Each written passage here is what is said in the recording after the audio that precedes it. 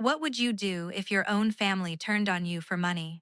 I never thought I'd be betrayed by the people I loved most, until the day they locked me out of my own home. My name's Samantha Carter, but everyone calls me Sam. I built my life from scratch, hustling through college, working double shifts, and clawing my way up until I could finally call myself a self-made millionaire. Family always came first for me. No matter how busy I got or how high I climbed, I thought that meant something. I really did. So when I bought that $30 million mansion, I thought, why not share it? Why not give my family a taste of the good life? See if they'd appreciate it. Maybe even earn a place in my real home. The $12 million house I'd poured my heart into, I told them it was theirs for a while, just to see how they'd handle it. I wanted to believe they'd show gratitude, maybe even surprise me with kindness. But the second they stepped through those marble doors, something changed. The laughter turned sharp, the smiles got greedy, and the way they looked at me, like I was just a walking wallet, hit me right in the gut. I could feel the respect slipping away, replaced by something cold. That's when I realized this wasn't just a test for them, it was a wake-up call for me. What happens when family betrays trust for luxury? And how I turned the tables. Trust me, you're not going to want to miss a second of this. My own blood, the people I grew up loving, mocked me, trashed a $22,000 rug like it was nothing, and then had the nerve to lock me out of my own house. I know. It sounds unreal, right? But that's just the start. You're about to see every jaw-dropping moment, every bit of disrespect, and exactly how I made sure they understood what they truly lost. If you've ever wondered what real karma looks like, stick around, because this story delivers every ounce of justice you came for. The mansion was straight out of a dream.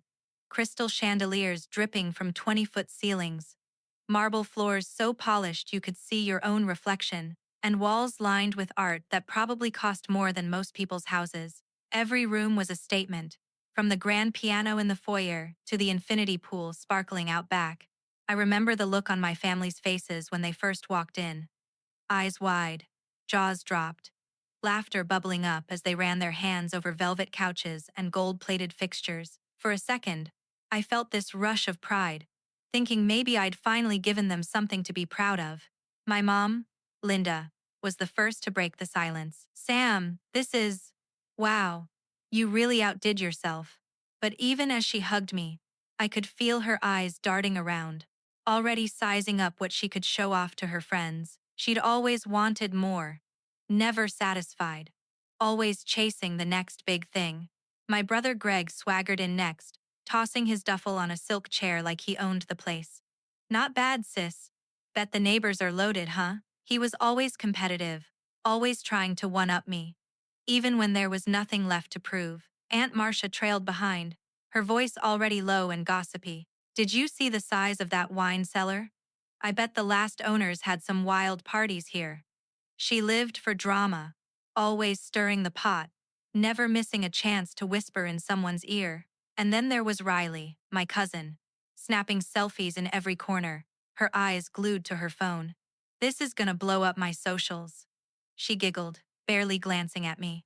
At first, everyone acted grateful, toasting to family and promising to take care of the place. But as the hours passed, I caught the little glances, the whispered jokes, the way they started talking about what they'd do if this was their house. I wanted so badly for this to bring us closer, to finally feel like a real family. I had no idea just how quickly things would unravel. It didn't take long for the vibe to shift. The first week, my phone blew up with requests. Mom wanted a private chef. Greg demanded a new set of golf clubs delivered to the door. Marcia asked if she could borrow the Bentley for a girls' night. And Riley, well, she started inviting influencers over like it was her own personal palace. I tried to set some boundaries, gently reminding them this was a privilege, not a free-for-all. But every time I spoke up, I got eye rolls, fake smiles, and that feeling in my gut that I was suddenly the outsider in my own family. The staff started coming to me, quietly, almost embarrassed. Miss Carter, your brother asked us to move your things out of the master suite. He said you'd be fine in the guest wing. I laughed it off, but inside, I felt this sting. like a slap I never saw coming. Then I caught them on the security cameras, huddled in the kitchen, laughing about me. Sam acts like she's so generous. But you know she just wants us to be grateful so she can feel good about herself. Marcia snickered, her voice dripping with sarcasm. Greg chimed in. She's always been a control freak. Bet she's watching us right now. Riley just giggled, not even looking up from her phone. My own family, mocking me in the house I gave them. I felt my cheeks burn, my heart pounding in my chest. I wanted to scream, but all I could do was watch. Then came the party. Riley decided to throw a little get-together that turned into a full-blown rager. I walked in the next morning to find red wine splattered across the living room, empty bottles everywhere, and my favorite $22,000 rug ruined, stained, trampled, and reeking of cheap booze. Riley just shrugged, laughing. Relax, Sam. It's just a rug. You can buy another one, right? The way she said it, like my hard work meant nothing, like everything I'd built was just a toy for them to break, made my stomach twist. I felt so small, so invisible in my own life. But the real gut punch came when I tried to go home. I pulled up to my $12 million house, the place that was supposed to be my sanctuary, and the gate wouldn't open. I punched in my code. Nothing. I called Greg, and he answered, his voice cold. We changed the code, Sam. You're stressing everyone out. Maybe you should take a break. I stood there, in the driveway, my hands shaking, tears stinging my eyes. My own family had locked me out, like I was some stranger begging for scraps. I felt humiliated, betrayed, and so alone. Most people never see betrayal coming. Will I fight back, or let them walk all over me? That was the moment I realized. If I didn't stand up for myself now, I'd lose everything that mattered. I ended up in a hotel room that first night, staring at the ceiling, my mind racing. The city lights flickered outside, but all I could see was the cold look on Greg's face, the way Riley laughed off the mess, Mom's silence, Marcia's whispers. I scrolled through my phone, and there they were, my family, living it up in the mansion, posting selfies by the pool, clinking champagne glasses, hashtags like number living the dream and number blessed. Each post felt like a punch to the gut. I wanted to scream, to call them out, but all I could do was watch, my heart sinking lower with every swipe. The gossip started fast. Old friends texted, Sam, are you okay?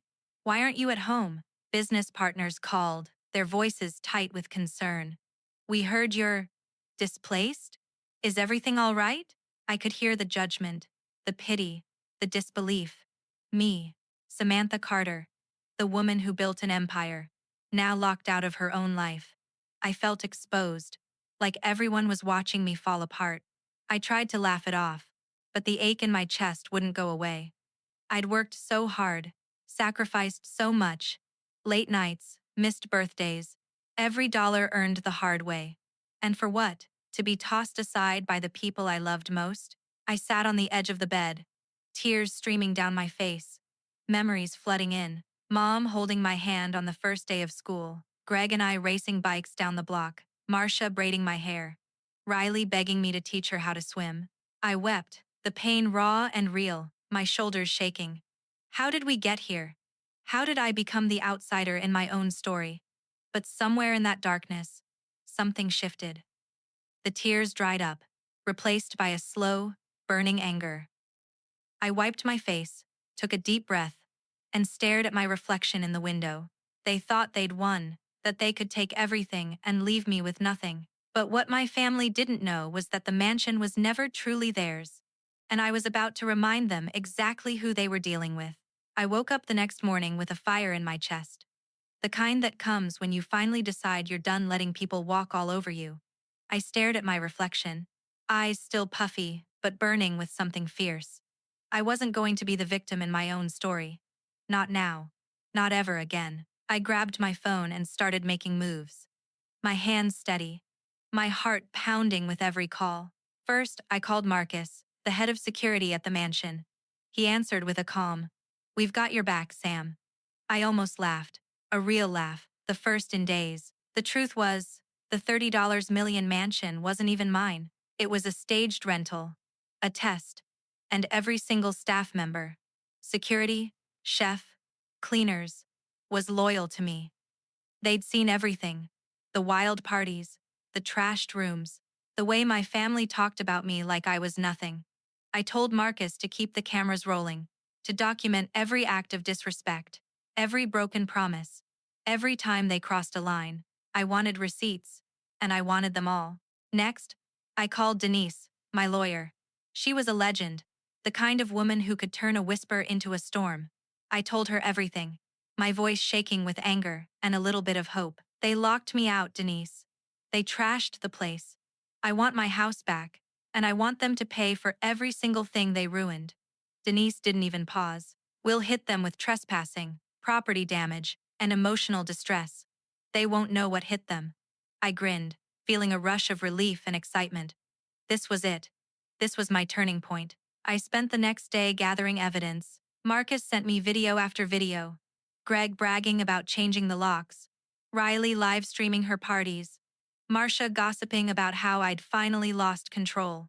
I watched, my anger simmering, but I also felt this strange sense of power. They thought they'd won, but they had no idea what was coming. I set the date for the confrontation. I wanted them comfortable, cocky, thinking they'd gotten away with everything.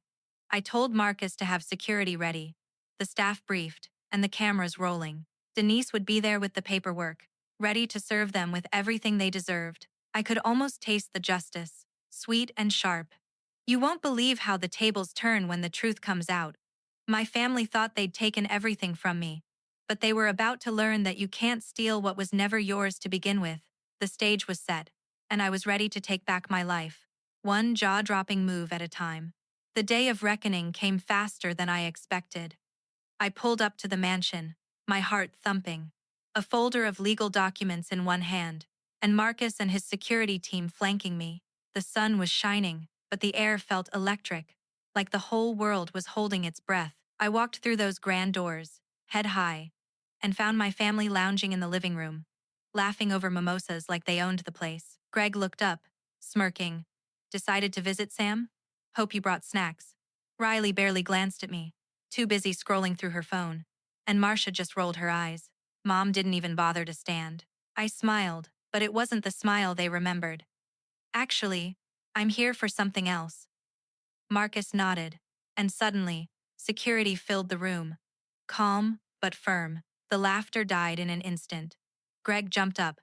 What's going on? Riley's phone slipped from her hand, her face pale. Marcia started to protest, but Marcus cut her off. You all need to leave. Now. I set the folder on the table, my voice steady. This mansion? It was never yours. It's a rental.